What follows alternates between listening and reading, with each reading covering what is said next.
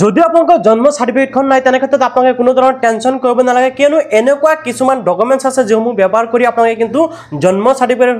হলনিও আপোনালোকে জন্ম প্ৰমাণপত্ৰ হিচাপে ব্যৱহাৰ কৰিব পাৰিব তো কি এনেকুৱা ডকুমেন্টছ আছে সেই বিষয়ে এই ভিডিঅ'টো যদি জনাম আপোনালোকে ভিডিঅ'টো সম্পূৰ্ণকৈ চাব ঠিক আছে আৰু ভিডিঅ'টো যদি ফেচবুক চাই আছে তেনে ক্ষেত্ৰত লাইক কৰিব পেজটো ফলো কৰি আপোনালোকে ভিডিঅ'টো বেছিকৈ শ্বেয়াৰ কৰি দিব যাতে সকলো মানুহে এই বিষয়টো জানিব পাৰে আৰু ভিডিঅ'টো যদি আপোনালোকে ইউটিউবত চাই আছে চেনেলটো নিশ্চয় সাবস্ক্ৰাইব কৰি ৰাখিব এনেকুৱা ইম্পৰ্টেন্ট ভিডিঅ'সমূহ পাবলৈ সো আপোনালোকে ইয়াতে চাওক আপোনালোকে সকলোৱে কিন্তু বহুত সংখ্যক মানুহ কিন্তু আতংকিত হৈ আছে যে জন্ম সাৰ্টিফিকেট নাই তেনে ক্ষেত্ৰত আমি এসআইআৰ ফৰ্মখন ফিলআপ কৰি জমা দিব নোৱাৰিম আৰু আমাৰ নাম কি হ'ব ভোটাৰ তালিকাৰ পৰা কৰ্তন হ'ব তো বহুত সংখ্যক মানুহ কিন্তু এই টেনচনটো বহুত বেছিকৈ লৈ আছে মই আপোনালোকক এটা কথাই কম যে আপোনালোকে ইমান বেছি আতংকিত হ'ব নালাগে আপোনালোকে যিমান ডাঙৰ বুলি ভাবি আছে ইমান ডাঙৰ নহয় কিন্তু আপোনালোকে এই বিষয়টো কিন্তু আকৌ সেই বুলি সহজ বুলিও নলব যে একদম সহজতে হৈ যাব আপোনালোকে ফৰ্ম ফিলআপ কৰিব লাগিব জমা দিব লাগিব যিখিনি নথিপত্ৰ প্ৰয়োজন হয় সেইখিনি আপোনালোকে যোগান ধৰিব লাগিব কিন্তু এতিয়া কিছু সংখ্যক মানুহে বাৰ্থ সাৰ্টিফিকেটটো লৈ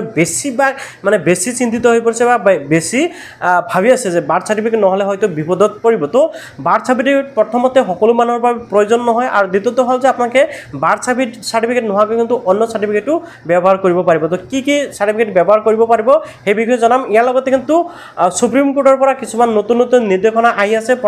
প্ৰথমতে আধাৰ কাৰ্ডটো কিন্তু সুপ্ৰিম কোৰ্টৰ পৰা ডাইৰেক্ট ডিনাই কৰি দিছে যে আধাৰ কাৰ্ডটো নহয় বৰ্তমান কিন্তু আধাৰ কাৰ্ড ৰেচন কাৰ্ড এইসমূহ ডিনাই কৰি দিছিল যদি এই বিষয়সমূহ কিন্তু আলোচনা চলি আছে ভৱিষ্যতত বা কেতিয়াবা হয়তো সুপ্ৰিম কোৰ্টৰ পৰা এইটো ৰায় আহিব পাৰে যে আপোনালোকে আধাৰ কাৰ্ড বা ৰেচন কাৰ্ড এনেকুৱা কিছুমান ডকুমেন্টছ আছে যিসমূহ ব্যৱহাৰ কৰি আপোনালোকে হয়তো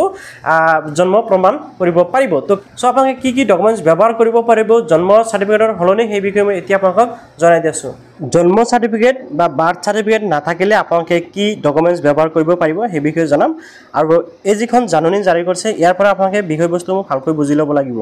তো প্ৰথমতে চাওক ইয়াতে কিন্তু তিনিটা কেটেগৰীত ভাগ কৰা হৈছে এটা হ'ল 1987 চনৰ আগত জন্মগ্ৰহণ কৰা মানুহ আৰু এটা হ'ল 1987 চনৰ পৰা 2002 চনৰ ভিতৰত জন্মগ্ৰহণ কৰা মানুহ আৰু তৃতীয়টো হ'ল 2002 চনৰ পিছত জন্মগ্ৰহণ কৰা মানুহ তো এই সকলৰ কিন্তু বেলেগ বেলেগ ডকুমেন্টছ প্ৰয়োজন হ'ব আৰু সেই হিচাপত আপোনালোকে ডকুমেন্টছসমূহ যোগান ধৰিব লাগিব বা আপোনালোকে ডকুমেন্টছসমূহ ৰেডি কৰিব লাগিব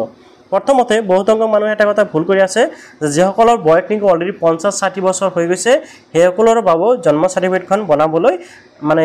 হেতা পৰা লগাই দিছে মানে জন্ম সাৰ্টিফিকেটখন লাগিব বুলি ভাবি আছে তো আপোনালোকে যদি তেনেকৈ ভাবি আছে আপোনালোকৰ সম্পূৰ্ণ ভুল ধাৰণা তাৰ কাৰণ হ'ল ইয়াতে স্পষ্টকৈ কৈ আছে যিসকল নেকি 1987 চনৰ আগত জুলাই মাহৰ আগত জন্মগ্ৰহণ কৰিছে সেইসকল কিন্তু ইয়াতে জন্ম পৰিচয় পত্ৰৰ প্ৰয়োজন নাই ইয়াতে চাই যিকোনো এটা পৰিচয় পত্ৰ অৰ্থাৎ আইডেন্টি কাৰ্ড এটা লাগিব আইডি প্ৰুফ এতিয়া আইডি প্ৰুফটো ধৰক উদাহৰণ হিচাপে পেন কাৰ্ড এটা আইডি প্ৰুফ হয় আধাৰ কাৰ্ডখন আইডি প্ৰুফ হয় এনেকুৱা যেসমূহ ডকুমেন্টছ আছে এইসমূহ আইডি প্ৰুফ হিচাপে ধৰি লোৱা হয় আৰু নিজৰ নামত থকা 2005 চনৰ ভোটাৰ তালিকাখন লাগিব ইয়াতে আৰু অন্য ডকুমেন্টছৰ প্ৰয়োজন নাই এই দুটা ডকুমেন্টছ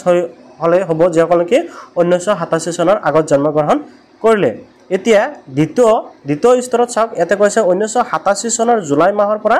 আৰম্ভ কৰি 2002 চনৰ ডিসেম্বৰৰ ভিতৰত জন্মগ্ৰহণ কৰা মানুহৰ বাবে কি ডকুমেন্টছ লাগিব ইয়াতে চাওক নিজৰ যিকোনো পৰিচয় পত্ৰৰ ভিতৰত পান কাৰ্ড তাৰপিছত আধাৰ কাৰ্ড তাৰপিছত আপোনাৰ এডমিট বা এনেকুৱা ধৰণৰ যিসমূহ কি ডকুমেন্টছ আছে এইসমূহ পৰিচয় পত্ৰ বা আইডি প্ৰুফ হিচাপে ধৰা হয় কিন্তু আধাৰ কাৰ্ডৰ কথা কিন্তু অলৰেডি মানে ইলেকশন কমিশনৰ পৰা কৈছে আধাৰ কাৰ্ড কোনো প্ৰুফ হিচাপে ইয়াতে মান্য কৰা নহব বুলি কোৱা হৈছে এতিয়া চাওক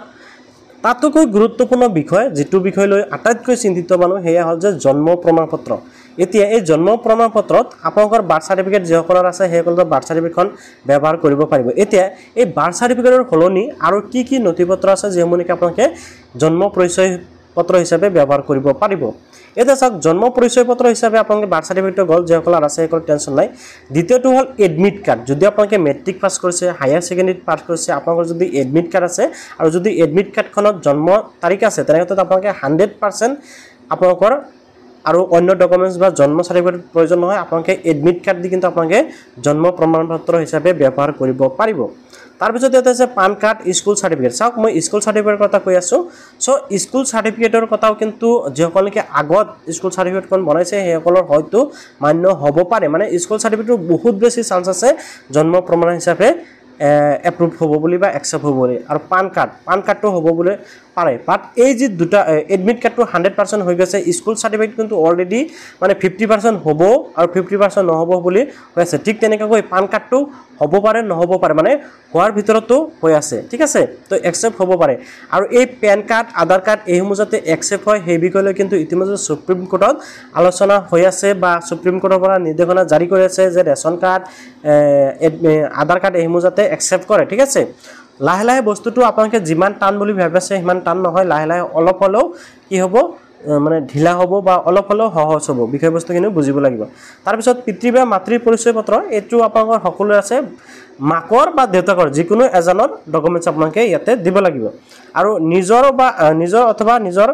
ইয়াতে কৈছে পিতৃ মাতৃৰ পৰিচয় পত্ৰ বা ইয়াতে কৈছে নিজৰ অথবা পিতৃ মাতৃৰ নাম থকা 2005 চনৰ ভোটাৰ তালিকা 4 নম্বৰত হ'ল আপোনালোকৰ নিজৰ যদি 2005 চনৰ ভোটাৰ তালিকা নাম আছে সেইটো দিব আৰু যদি নিজৰ নাই 2005 চনৰ তেনেক্ষেত্ৰত মাক বা দেউতাকৰ আপোনালোকে ভোটাৰ তালিকাখন দিব লাগিব এতিয়া আপোনালোকে দেখিবলৈ আছে 3 নম্বৰত আশা কৰোঁ আপুনি নিশ্চয় বুজি পাইছে যে ভোটাৰ তালিকা মানে জন্ম চাৰ্টিফিকেটৰ হলনি কি ব্যৱহাৰ কৰিব পাৰিব ঠিক 2002 ৰ পিছত যিসকল জন্মগ্ৰহণ কৰিছে সেইসকল সেম একে ডকুমেণ্টছ একে হ'ব জাষ্ট 4 নম্বৰ যেটো অপচন এটো হল যেসকল কি 1987 ৰ পৰা 2002 ৰ ভিতৰত জন্মগ্ৰহণ কৰিছে সেইসকলক মাত্ৰ 4 নম্বৰত মাতৃ বা পিতৃৰ এজনৰ ডকুমেণ্টছ দিব লাগিব কিন্তু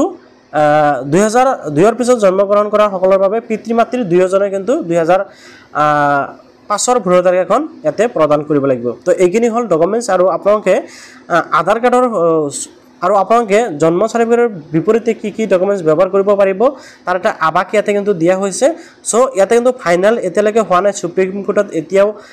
চলি আছে সুপ্ৰিম কোৰ্টত কিন্তু ফাইনাল এটা আপডেট আহিব আপোনালোকে অপেক্ষা কৰক কিন্তু আপোনালোকে ইমান টেনচন ল'ব নালাগে যে বাৰ্থ চাৰ্টিফিকেট নহলে আপোনালোকৰ নাম ভোটাৰ তালিকাৰ পৰা কৰ্তন হ'ব বুলি ঠিক আছে সো আপোনালোকে ইমান বেছি টেনচন ল'ব নালাগে যদি আপোনাৰ সুবিধা আছে বাৰ্থ চাৰ্টিফিকেটখন বনাই লওক অন্যথা আপোনালোকে ইমান বেছি চিন্তা কৰিব নালাগে ভিডিওটো ভাল পালে নিশ্চয় লাইক আৰু গ্ৰুপৰ চেনেলটো সাবস্ক্ৰাইব কৰিবলৈ পাহৰি যাব এনেকুৱা ইম্পৰ্টেন্ট ভিডিও মই পাবলৈ মই আপোনালোকৰ সুবিধাতে এনেকুৱা ইম্পৰ্টেন্ট ভিডিও সদায় লৈ আহি থাকো তো চেনেলটো নিশ্চয় সাবস্ক্ৰাইব কৰিব